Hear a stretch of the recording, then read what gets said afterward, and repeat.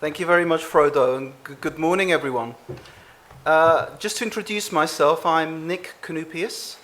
I'm an intellectual property solicitor from England, and in my 30-year career, I have worked both in private practice and in-house across just about every different sector that uses intellectual property. And I've worked across all intellectual property rights in these sectors and held senior positions in a number of organizations in these areas. And because of that, I feel able to talk generally about the common themes that bring all these different rights together. I'm representing today ACID, which stands for Anti-Copying in Design. ACID, which is Anti-Copying in Design, and that's a trade association in England for designers. And the reason that organisation was set up was because its founder was an interior designer who was constantly having her intellectual property stolen. And instead of crying about it, she went and set up an organisation to represent designers and to try to fight for their rights. And ACID now has over 10,000 members, and we've been very successful at changing UK law to, amongst other things, making it a criminal offence, punishable by 10 years in prison, to copy someone's design. That is quite a major achievement. My other job is that I run my own business, Kounoupias IP, which deals with some of the areas I'm going to be focusing now, which is I call it the touchy-feely bits of intellectual property. So things like understanding, identifying IP, managing IP, protecting IP, valuing IP. And in all this time that I've been involved in the world of intellectual property, I have not met a single business, not one, that does not have intellectual property. Sure, you meet lots of organizations that say to you, no, we have no IP. I'm not interested in talking to you. That's not true. Every business has intellectual property, whether that's copyrights in all sorts of different forms, or trademarks, registered or unregistered, designs. It's unlikely they're going to have patents and not know about it, but they could have inventions which are patentable. They certainly will have databases in this day and age, confidential information. All of these things, as I'm sure you know, can be protected. But most businesses just do not realize that they own IP, and so do nothing with it, cannot actually commercialize it or monetize it. And even those businesses that do have intellectual property, or know that they've got some intellectual property, have no idea just how much of it they do have. And so they undervalue what they have. They undervalue the assets of their business.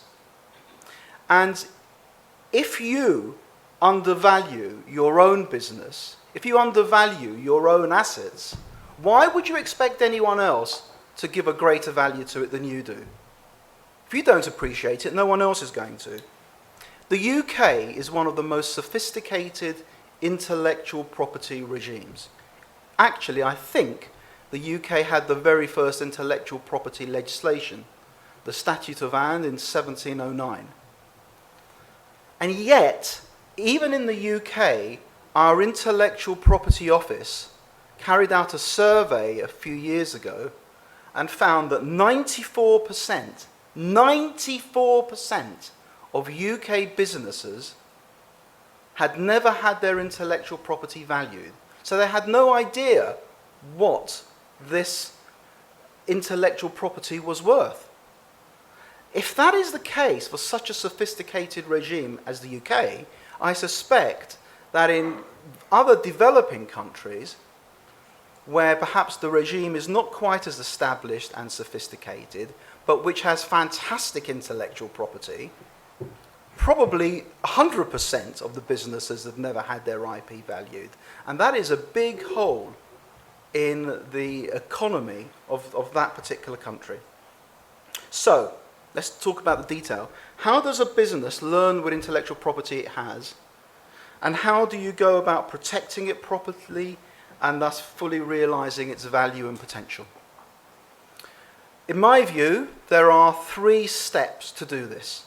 Now, I used to work in the music industry for 16 years, and there's a great song called 3 Steps to Heaven by Eddie Cochran. But always in the world of intellectual property, there are 3 steps.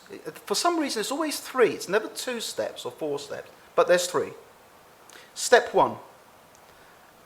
You have to identify what intellectual property a business has or could have. And the ways which we do it, whether at Kounoupias IP or at ACID, is to carry out what we call an IP audit or an IP health check or an IP strategic review. The terminology we use really depends on how much work you have to do, but it's the same process. I don't like the word audit, I prefer strategic review. The second step is once you've identified the intellectual property, you then have to try to maximize its potential, and that usually means getting it registered, because a registered intellectual property right is always going to be worth more than an unregistered intellectual property right.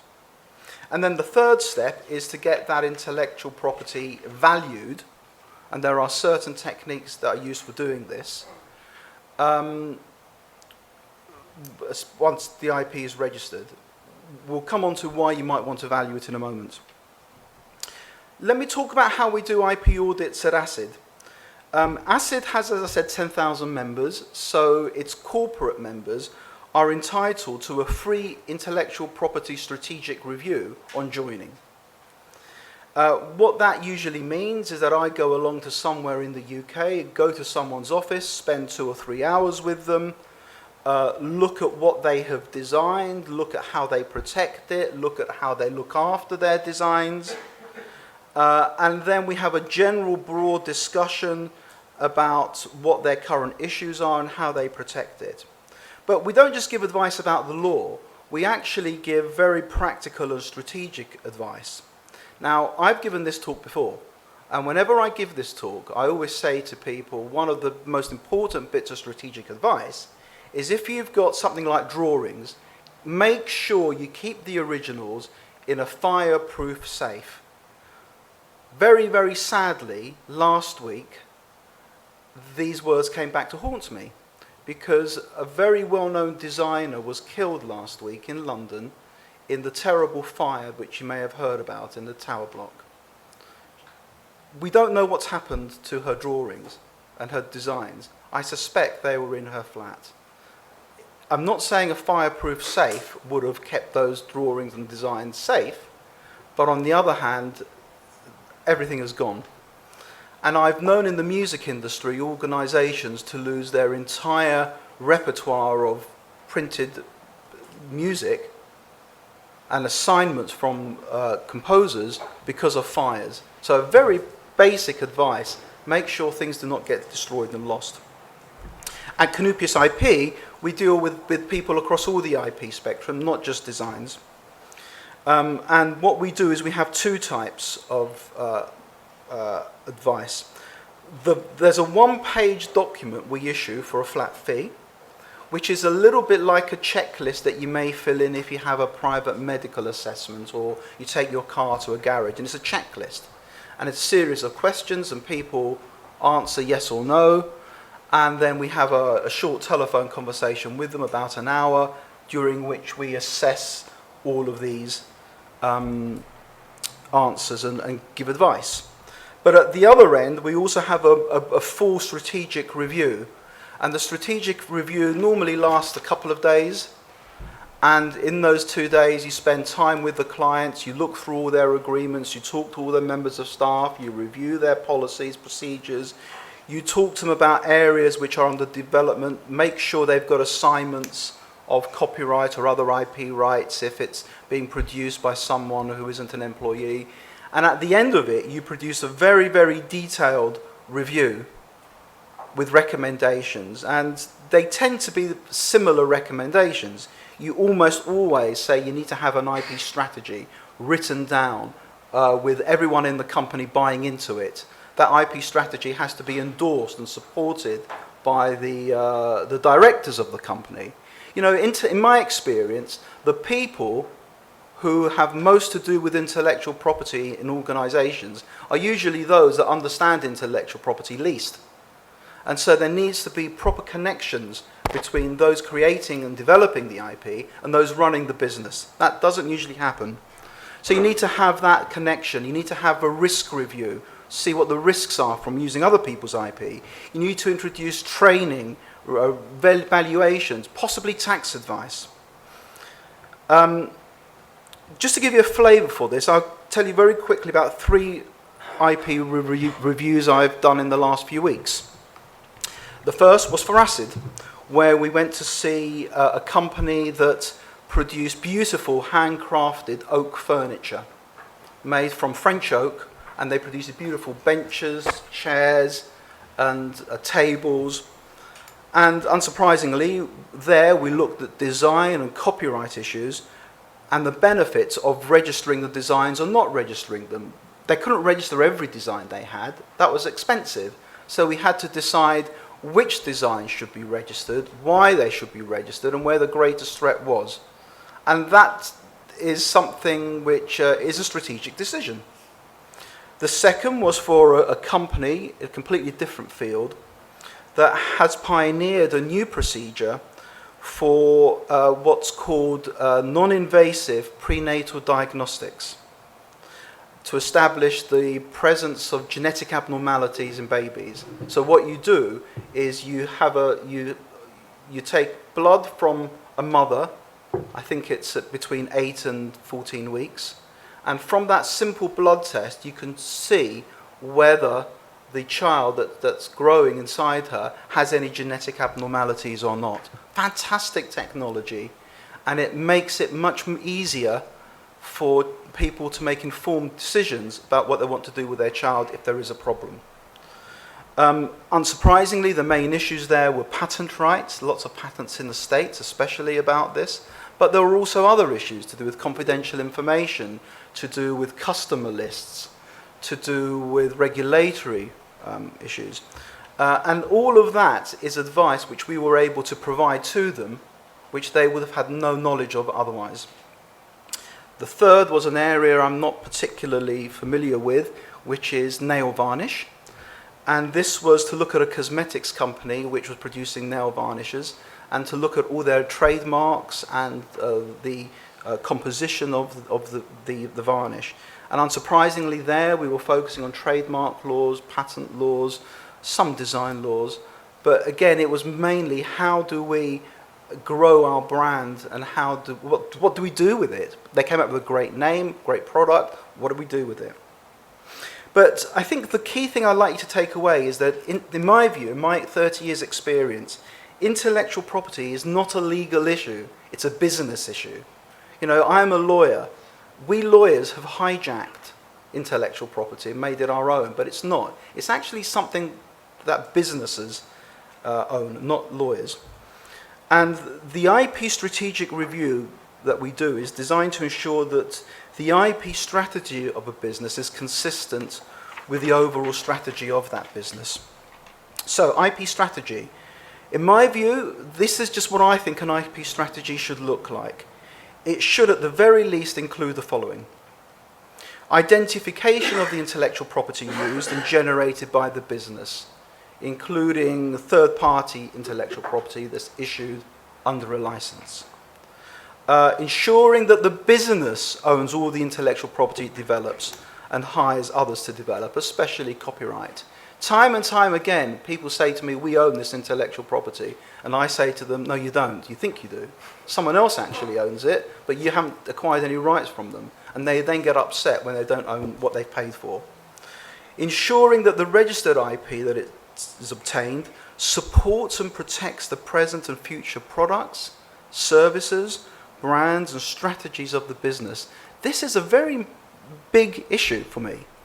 I've seen many trademark agents particularly suggest to clients that they go and register trademarks in all these parts of the world, but they've never do any business there and are never likely to do business there. It's pointless, expensive, and sometimes downright criminal, actually. You know, you've got to decide what IP you want, where you want to use it, and then protect it where you're going to use it. There's no point having a patent in the United Arab Emirates if you're never going to go anywhere near there. As part of the management function, it's important in a strategic review to ensure that everyone is coordinated, everyone has a focus, and everyone works towards that goal.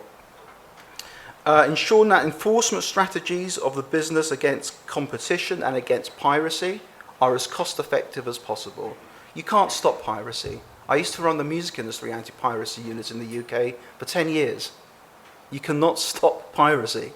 All you can do is to limit it, and you can try to contain it, but you'll never stop it. And then finally, you just need to ensure that you are clear as to how the IP strategies support the overall business commercial strategies. Yesterday, the UK began Brexit discussions in Brussels. And people always say to me, how will Brexit affect IP? In my view, it's going to make what I've just been talking about even more important, because more and more people from outside the EU are now going to be wanting and will have the opportunity to do business with the UK and UK business on better terms, in my view, across a number of different sectors. That means that there has to be a better understanding of how IP between the UK and non-EU countries can work. And I think there's going to be a lot more demand for this type of strategic analysis. I was very interested with what Anthony said about the quote from, was it Darren Tang, about valuing intellectual property. It comes back to what I said right at the beginning. Unless you can value the intellectual property, you really have no asset. You may know that you've got these trademarks or inventions or copyright, but unless you've got some kind of value to it, you cannot do anything with it. And you do need to value intellectual property. If you want to license your IP, you need to have a benchmark against how you license it. If you want to sell your business, you need to know how much to sell it for, and how much you sell it for depends on what assets it's got. If you want to mortgage it, I think there's a panel later about finance from intellectual property. If you want to mortgage your house, the mortgage company comes to you, values your house, says your house is worth £1 million, we'll give you £200,000 as a mortgage. Well, if you want to raise money from your intellectual property, you need to know how much that IP is worth. And generally, IP valuation is very, very primitive in my experience. So my parting words are, having IP is fantastic, but you need to be able to do something with it. And unless you carry out a strategic review and you then get that IP valued, what you have is meaningless and worthless. Thank you.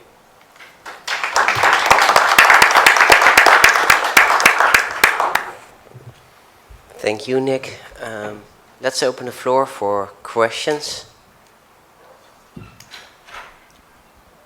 Is there anybody that has a question to any of the speakers? Yeah.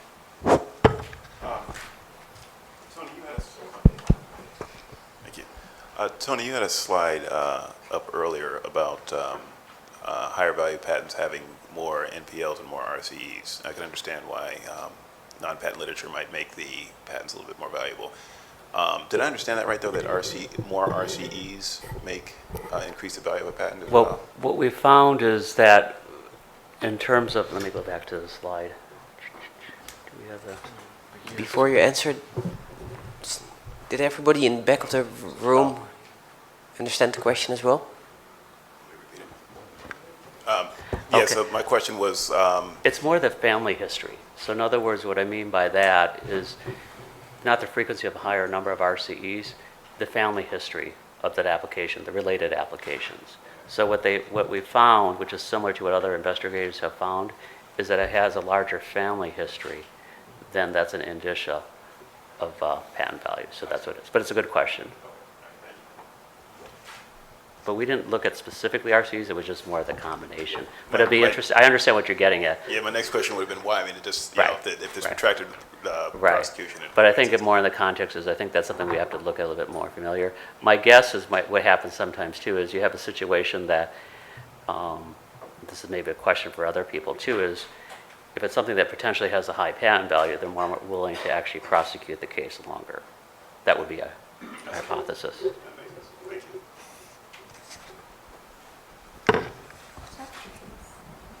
Well, I have a question for the last speaker, and I know it's a really difficult topic here in Brussels to talk about the Brexit.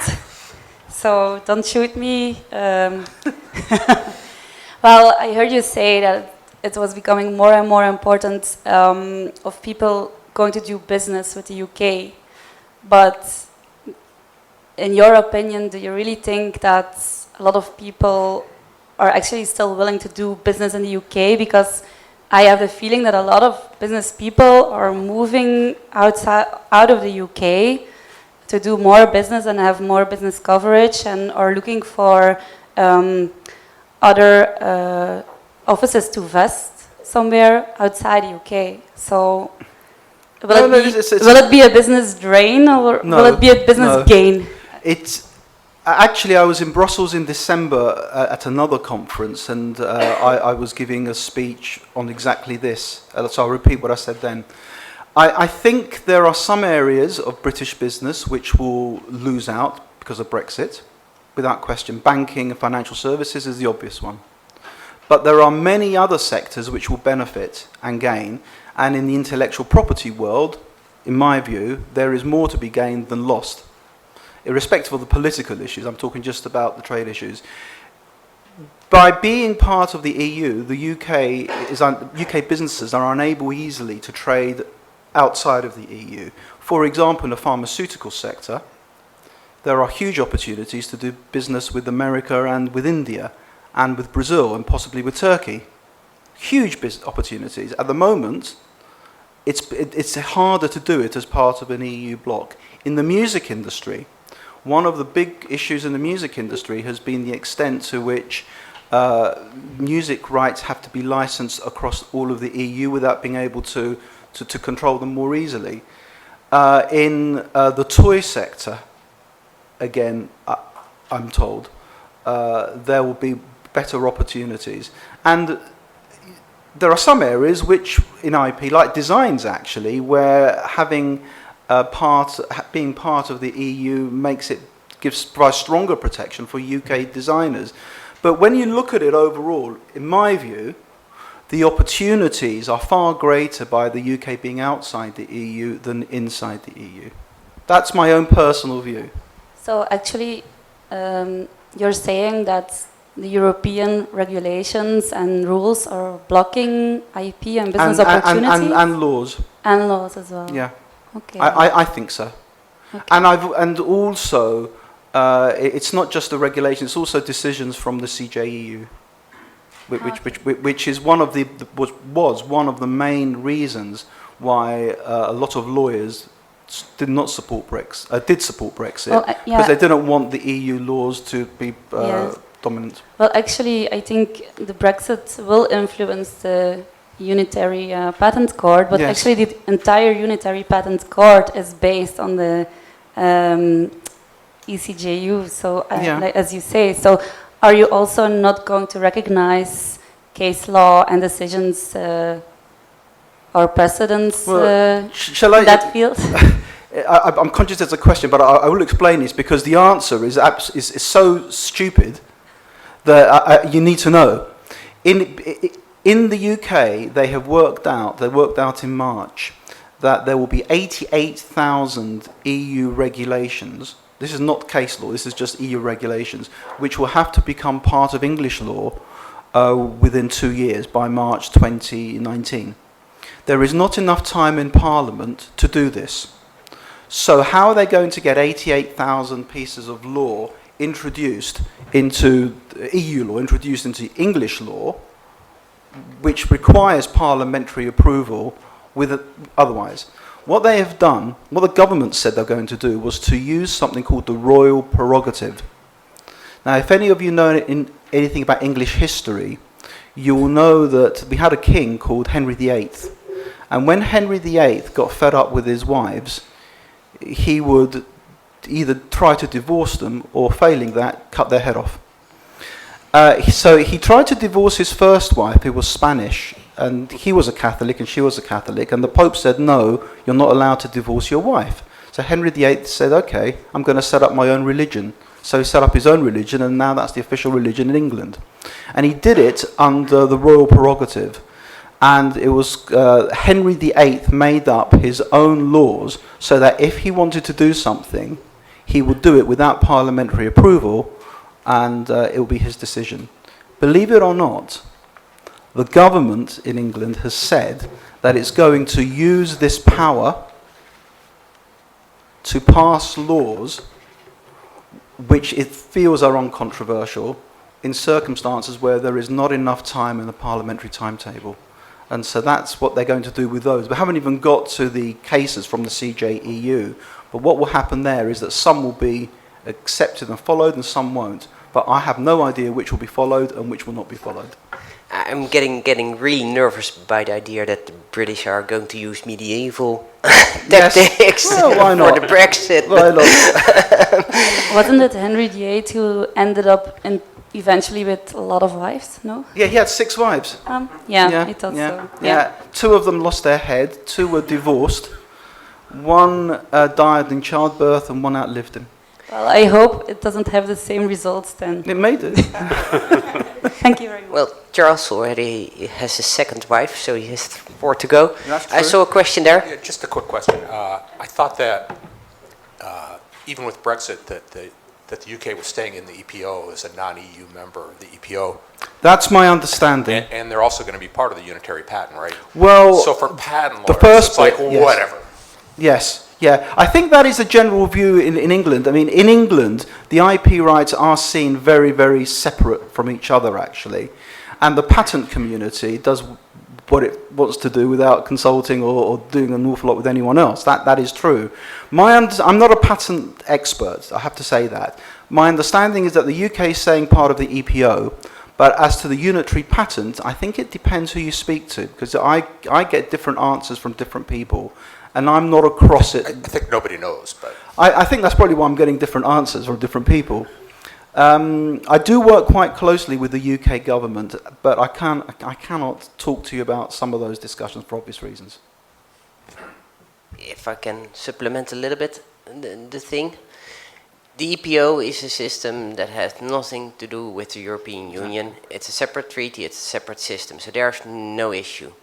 The Unitary Patent Court, though, is part of the EU, and even though it's not active and even not ratified, if you do a hard Brexit, you cannot be part, is at least the opinion of quite some lawyers, of the Unitary Patent Court, because there's the supremacy of EU law in that system. So you can be safe, I think, that the UK will stay in the EPO system, the Unitary Patent Court. You can go to the casino and throw a couple of dice and take that as an answer. Any other questions? I had one more actually for you, Tony. You said that you see more citations, that could be an indication for value, more citations to non-patent literature and also sizes of family. So the question now is, do you already see or suspect that people may be tricking the game down the road? These are just preliminary, so we haven't actually gone into the behavior, so these are just preliminary. So the answer is we haven't looked at that yet.